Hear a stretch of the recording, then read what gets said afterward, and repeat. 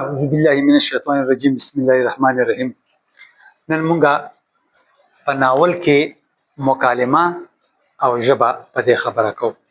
اول زه د ژبې لږه معمولي غونډه کې وضاحت کوم. دا دواړه یو بل سره لازم او ملزوم دي. مکالمه د ژبې حصه ده، یو جز دی، ژبه کل دی. نو یا مونږ داسې وایو چې هغه آله یا هغه ذریعه، هغه سورسز چې د هغې په زور په طاقت انسان خپل احساسات او جذبات نورو خلکو سره شریکوي، دې ته ژبه ویلی شي. هغه آله چې د هغې په ذریعه انسان خپل اندروني جذبات، احساسات دا نورو خلکو سره شریکوي یا شریکولی شي، نو دغې ذریعې ته ژبه ویلی شي. دې نه علاوه ژبه په خوله کې یوه د غوښې ټوکړه هم ده چې هغې باندې مونږ ذایقه وغیره وغیره دا ټسکه. خو د دې نه علاوه ژبه په اصطلاحي معنو کې هغه آلې ته ویلی شي، هغه سورسز ته ویلی شي، هغه ذرایعو ته ویلی شي چې د هغې په طاقت باندې مونږ خپل د زړه خبره،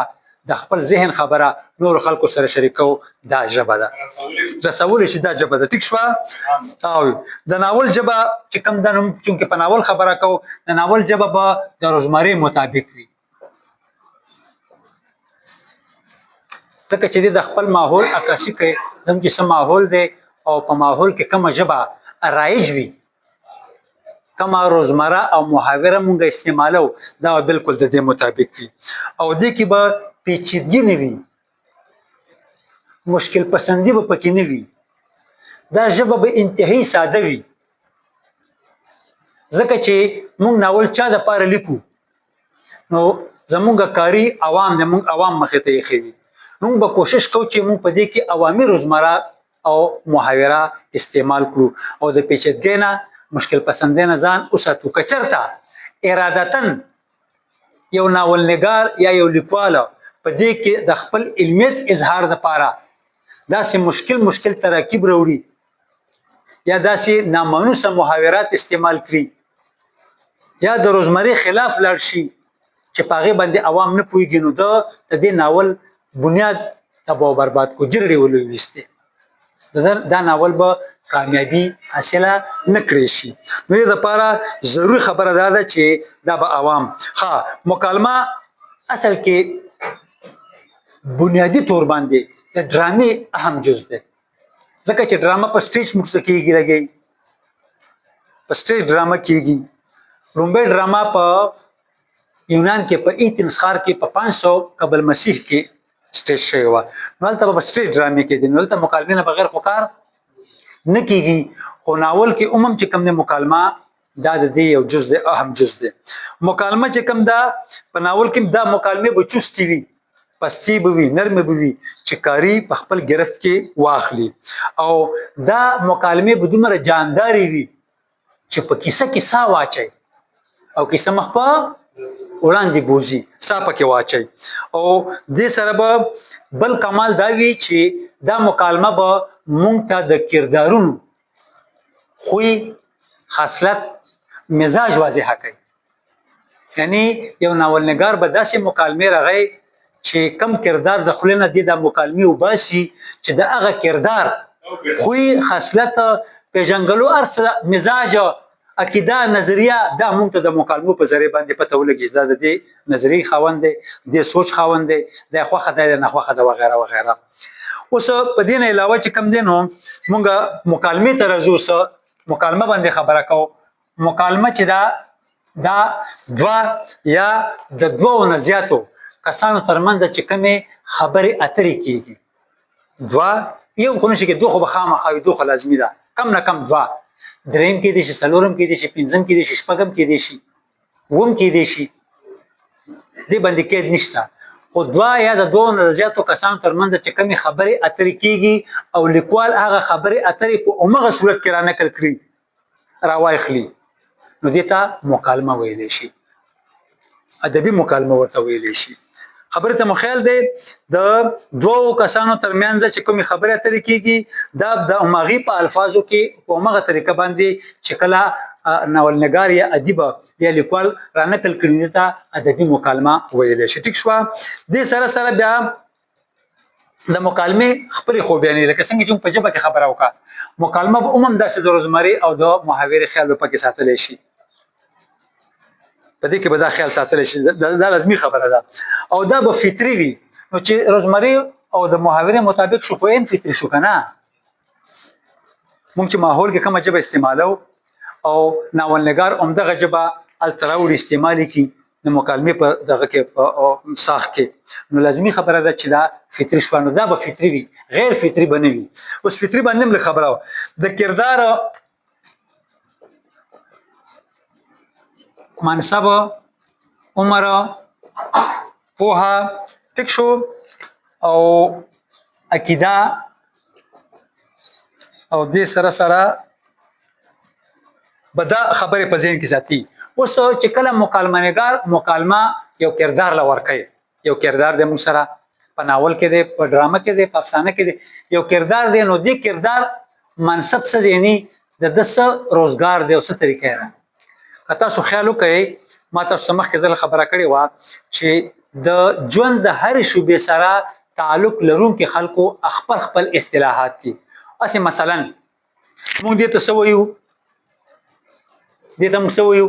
لستوڼی خو درځیان ورته استین وایي. دا زمونږ روزمره نه ده استین خو د هغې اصطلاح ده اصطلاح ده اصطلاح ژبه ده استین دا ژبه دا به موږ دغه شوبې خلک چې کوم درجیان دي موږ کله د درجي کردار کوو نو موږ بل ته لستوڼی نه لیکو استین به لیکو. تاسو سوال ځان سره نوټ کړئ موږ به استین لیکو. بل طرف ته دا ډرایوران دي کار کوي لګې دي وایي دنده مې وکړه موږ عام خلک وایي مزدوري مې وکړه څومره شپ دی او شپ او دنده دا اوس د ډرایورانو اصطلاحات دي. خبره ته خیال دی ما مخکې خبره کړې وه چې زمیندار دی او هغه خبره چې کوي نو بې فضوله خبرې مه کوه. بې فضوله دې مطلب دی چې د کار خبرې کوه. بې فضوله چې فضول نه وي د کار وي د کار خبرو ته بې فضوله وایي بېکاره خبرو ته فضول وایي. خو زمیندار دا الټه استعمالوي او دا ډېر بې فضوله سړی دی بې فضوله خبره که موږ دلته کې د زمیندار کردار ډیولپ کوو او زمیندار کردار راغو نو موږ به د خولې نه عمده بې فضوله لفظ استعمالوو که ناولنګار وایي دا خو د ژبې خلاف دی غلط وایي نه د ده مکالمه به غلطه وي. ده که چېرته د زمیندار د خولې نه د دې معنی دپاره ناولنګار فضول خبرې مه کوه لفظ وباسي مکالمه وباسي نو ناولنګار ناکام دلته کې ځکه چې زمیندار داسې نه وایي. زمیندار وایي بې فضوله خبرې مه کوه اگر چې ګریمیټیکلی غلط دی خو د هغه ژبه ده په خبره پوهېږي زما دغه ژبه ده نو هغه ژبه به مونږ د هغه ډیولپ کوو چې د کومې شوبې ژبه وي. اوس ما خبره کړې وه چې د دفتر تاسو چې کلرکن څه وایي دا چټۍ هغې سره نه تیکه مونږ په عام ژوند کې نه تیړو استعمالو نه خو د هغه ژبه ده اوس دفتري ژبه ده دا نه تیکه ده داسې کا نو مونږ به دلته کې د ده د منصب مطابق ژبه ډاکټر خپل اصطلاحات دي د ټیچر خپل اصطلاحات دي د ډرایور خپل اصطلاحات دي د مولانا صاحب خپل اصطلاحات دي دین عالمانو که تاسو خپل نو موږ چې کله کم منصب وي او کردار د کم شوبې سره تعلق لري نو موږ به د هغې شوبې ژبه د کردار دپاره استعمالوو نه چې موږ باید کې د صحیح او د غلطه خیال ساتو نه دا به غلطه وي. دویمه خبره عمر دی. یو ولد دی د 15 کالو دی لازمي خبره چې د خپل موږ داسې فلسفیانه خبرې وشي د 15 کالو سړی کوي دا به غلطه وي. ټیک د کردار دی ژوندی دی سارا کاږي 18 کالو عمر دی 20 کالو عمر دی 15 کالو عمر دی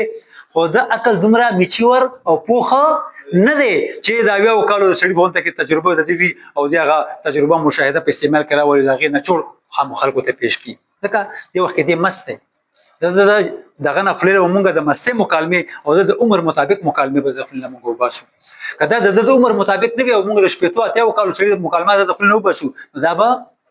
غلطه وي. د خبره ته خیال دی. بل پوهه ده اوس یو سړی دی 80 کالو عمر دی خوان پړه دی بل سړی دی 80 کالو عمر پروفیسر دی شیخ الحدیث دی شیخ القرآن دی لیکچرار دی سینر ټیچر پاتې شوی دی نو دغه خبرې او د عام سړي خبرو کې به ډېر فرق وي نو که مونږ چېرته کې یو ریټیر استاد د خولې نه یا ریټیر پروفیسر د خولې نه کمې خبرې وباسو دا به د عمر د پوهې مطابق وي دا نو مونږ هغه خبرې وباسو چې د څومره علم دی یعنی علمي خبرې به ترې وباسو فلسفیانه خبرې به ترې وباسو او که همدغه عمر مطابق که یو انپړ سړی وي نو د هغه د خولې نه مونږ عام روزمره چې کوم مونږ خبرې کوو دا خبرې به ترې وباسو د انپړ سړي د خولې نه مونږ د پروفیسر خبرې او مکالمې نشو ویستی که مونږ وباسو دا به غلط وي ځکه چې د په پوهه کې دا خبرې نشته دی خبرې ته خیال دی بل چې کوم دی نو عقیده ده که یو سړی دی او هغه هندو دی نو که هغه مکالمه کوي نو هغه د خپل نو موږ هغه د هندو د عقیدې خبرې وباسو یو مسلمان دی هغه بحث مباحثه کوي نو هغه د خپل نو موږ د اسلام چې کوم اقدار دي کوم اصول دي کوم قواعد دي کوم شرع ده شریعت دی نو موږ د هغه د خپل نو هغه خبرې وباسو که یو سړی عیسائی دی نو هغه عیسائی فرقې سره تعلق لري هغه چې کله بحث مباحثه کوي هغه د خپل نو موږ همدا خبرې وباسو ما تاسو یاد شي دا خبره اساسو د پوهې لپاره کومه دا یوسف یوهان او محمد یوسف چې کوم دی دا دی به چې کله ګراوند ته راووتو که نه ده به هم کوم ده به ځای داسې کوله نو موږ ته پته چې دا مسلمان نه دی دا عیسائی دی ځکه چې عیسایان داسې کوي څه بل که نه څه بل ځای ته هم پکې درېیم ځای ته هم لاسونه خو ما نوسیر چې درېیم کم ځای دی خو دې سینې باندې داسې کوو داسې بیا کول هغه